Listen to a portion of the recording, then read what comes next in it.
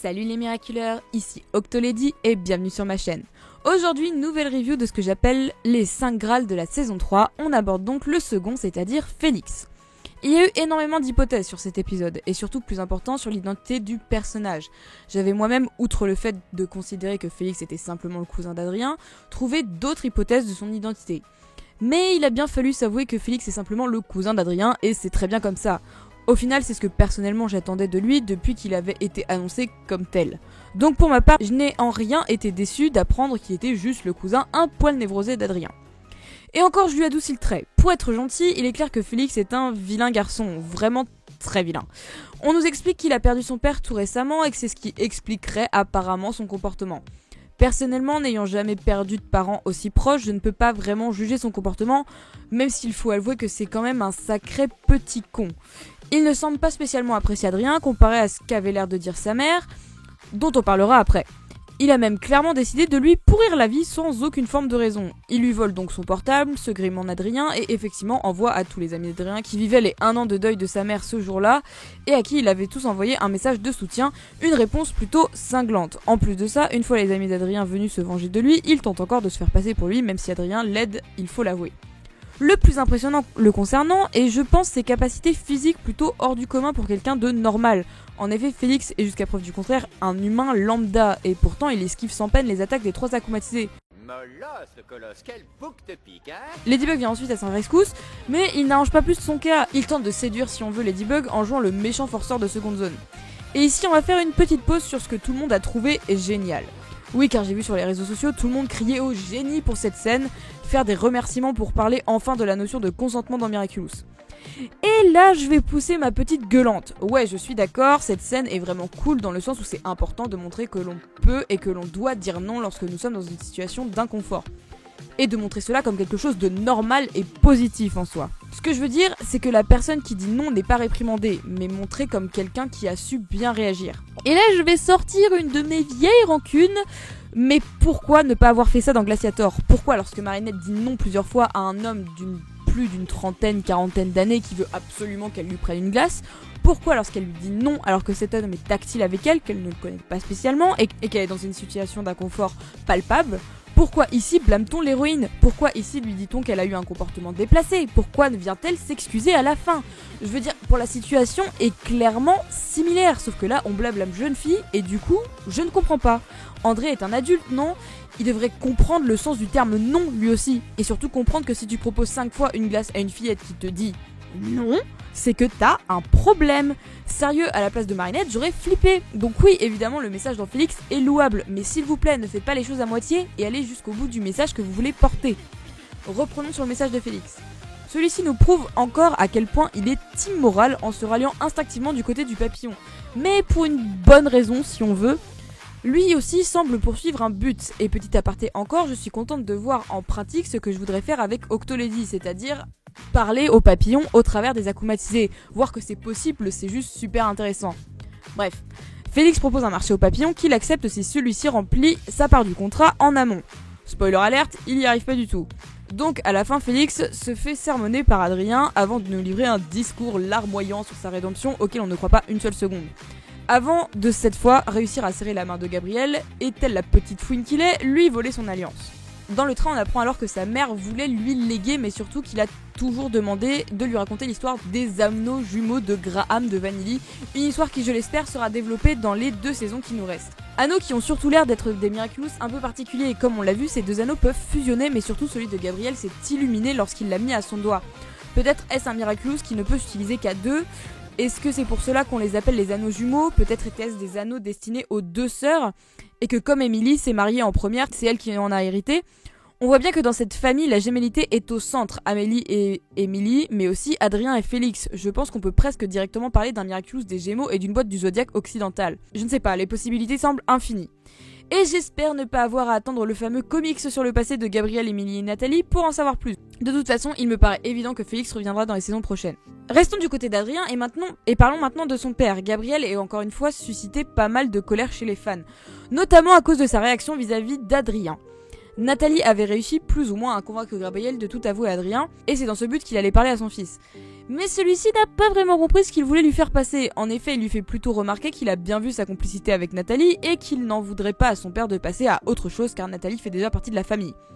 Alors que penser de tout ça tout d'abord ? On peut déjà en déduire, comme je l'avais supposé il y a longtemps, qu'Adrien a bel et bien déjà fait son deuil de sa mère, alors que Gabriel clairement pas, et qu'effectivement la série tourne bien autour de cette thématique au final. Seconde chose, Adrien est aveugle quand ça l'arrange. Il n'est pas capable de comprendre les sentiments de Chloé, Lila, Kagami ou encore Marinette, mais remarquer la relation ambiguë qu'il y a entre son père et sa secrétaire, ça y a pas de souci. Et donc vient la fameuse réaction de Gabriel. Gabriel est en colère, Gabriel ne comprend pas, Gabriel n'oublie pas. Il est indigné que son fils puisse penser qu'il se passe quelque chose entre lui et Nathalie. Plus précisément, il est indigné qu'il puisse penser que quelqu'un remplace sa mère. Il rajoute que tant qu'elle sera dans leur cœur, elle sera vivante, enfonçant bien le clou comme quoi sa mère est décédée. Mais savez-vous pourquoi Gabriel réagit ainsi ? Ce n'est pas parce qu'il déteste Nathalie et qu'il trouve ça absurde. Bien au contraire, c'est parce qu'il se rend compte que son fils, lui aussi, arrive à le voir. Mais Gabriel ne peut se permettre ça, il n'en a pas le droit. Il a fait trop de choses pour se permettre d'abandonner Émilie, il a fait trop de mal et notamment il a utilisé Nathalie en lui faisant subir la même chose qui a tué Émilie. Gabriel ne veut pas oublier, il ne veut pas remplacer Émilie car tout ce qu'il aurait fait jusqu'alors n'aurait absolument plus aucun sens et ça, il ne peut pas se le permettre. Pour moi, cette réaction est justement une preuve que Gabriel sait à quel point Adrien a raison. Son fils, lui, a déjà fait son deuil. Alors pourquoi n'arrive-t-il pas à faire pareil ? Pourquoi a-t-il besoin de faire autant de mal ? Vous voyez, c'est ce que j'adore avec le personnage de Gabriel et que j'avais perdu dans Chat Blanc. Je pense qu'il est tellement profond, tellement intéressant, tellement meurtri. Son écriture me fascine. Et donc je trouve cette réaction normale et totalement humaine. Surtout quand on sait qu'il était venu avouer à Adrien ce pourquoi il se battait. Un autre fait relativement important concernant Gabriel, il n'a clairement pas l'air d'apprécier la famille de sa femme. Que ce soit sa belle-sœur ou son neveu, le mépris semble être la seule forme de sentiment qu'il est prêt à leur donner. Et même si Amélie a l'air plus joviale, cela a l'air d'être plutôt réciproque. Même si cela semble uniquement concerner cette histoire d'anneau, j'ai l'impression qu'ils ne se sont jamais vraiment appréciés. Mais encore une fois, seul l'avenir nous le dira. Le seul vrai ressentiment que Gabriel éprouve est envers Félix qui avait échangé la place de son fils lorsqu'ils étaient jeunes et qui recommence à nouveau.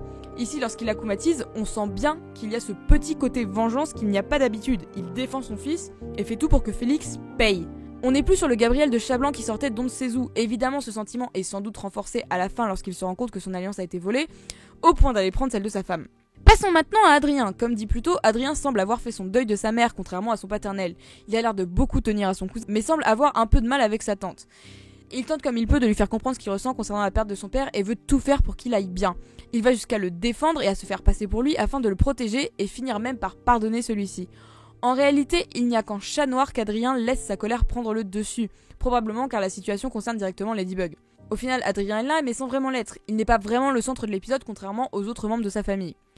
Et c'est pareil pour Marinette aka Ladybug, très peu présente elle aussi dans l'épisode, tout d'abord sur la péniche de Lucas en compagnie de tout le monde, elle est plus ou moins à l'initiative de faire quelque chose pour Adrien. Et une fois de plus, comme tout du long de la saison, Marinette était décidée à se déclarer à Adrien, elle s'est même déclarée techniquement, même si encore une fois cela reste vain. Lorsque vient le moment de regarder la réponse d'Adrien, Marinette ne veut pas affronter sa réponse. Elle va donc se réfugier dans la chambre de Lucas, où celui-ci s'était également caché. Et comme d'habitude, Lucas est une crème. Je revois la vidéo réflexion où je disais qu'il avait été écrit pour Marinette, et aujourd'hui je me rends compte d'à quel point c'est vrai. Lucas est toujours là pour Marinette, il n'y a pas un moment où il apparaît qui n'est pas directement en rapport avec elle. C'est aussi mignon que triste. Sérieusement, donnez plus de temps d'écran à Lucas, et un poil plus de personnalité s'il vous plaît, il mérite tellement d'être mis plus en avant. Si Marinette se laisse attendrir par Lucas, les premières secondes qui suivent son visionnage la convainquent instantanément qu'il ne s'agit pas de son cher et tendre Adrien à l'autre bout. Ni deux, elle se transforme en Ladybug et se rend chez lui afin de le protéger de ses amis récemment akumatisés. Et voilà, après la scène du consentement et le classique combat de fin d'épisode, Marinette Ladybug ne prend pas elle aussi beaucoup plus de place dans l'épisode. Et les akumatisés alors ? Et bah, pas beaucoup plus. Après tout, l'épisode ne s'appelle pas le trio des punisseuses mais Félix. Elles sont là, elles chassent Adrien, puis Félix, et finissent par être battues. Leur existence confirme juste que si plusieurs personnes en proie à des émotions négatives touchent le même objet, Papillon peut akumatiser chacune d'entre elles à l'image des sapotis. Au final, que nous apprend l'épisode ? Que Gabrielle a une belle-sœur, Amélie Graham de Vanilly, qui est la sœur jumelle d'Emily et qui possède probablement une boîte de production. Elle a perdu son mari récemment et a un fils du nom de Félix. Celui-ci semble être en permanence en colère et semble nourrir un ressentiment à l'encontre de la famille Agreste, que ça soit son cousin ou son oncle. Il finit par récupérer une des deux alliances du couple, nommée les anneaux jumeaux de Graham de Vanilly, autour duquel semble graviter une sombre histoire. Cet épisode nous fait ressortir avec encore plus de questions qu'avant son existence, et c'est tout ce qui rend les épisodes de cette fin de saison aussi intéressantes. De plus en plus de questions et des réponses nettes et précises. Voilà, c'était tout pour aujourd'hui les Miraculeurs, j'espère que cette vidéo vous aura plu. Plus je me rapproche de la fin, plus je prends mon pied à écrire la review tellement il y a de choses à dire. Cependant, je dois vous prévenir, préparez-vous à avoir un peu moins, voire beaucoup moins de Miraculous pendant l'année qui vient en termes de contenu, car un hiatus d'1 an se prépare et je vais clairement en profiter pour également vous parler de plein d'autres choses, et ça ne sera pas forcément des dessins animés. J'espère que vous apprécierez toujours le contenu quand ce sera le cas. J'ai posté un post il y a pas longtemps en parlant d'éventuellement ouvrir un Tipeee pour financer les projets tels que Origin. J'ai vu que pas mal de monde me demandait d'ouvrir un Utip. Sachez que nous avons un Utip et que vous pouvez nous soutenir dès maintenant en regardant de la publicité ou en faisant des dons directs. Je pense néanmoins ouvrir probablement un Tipeee d'ici la fin de l'année, voire début d'année prochaine, avec des contreparties telles que des badges, des primes, ce genre de petites choses. Donc restez connectés. En attendant, moi je vous fais de gros bisous et je vous dis à bientôt.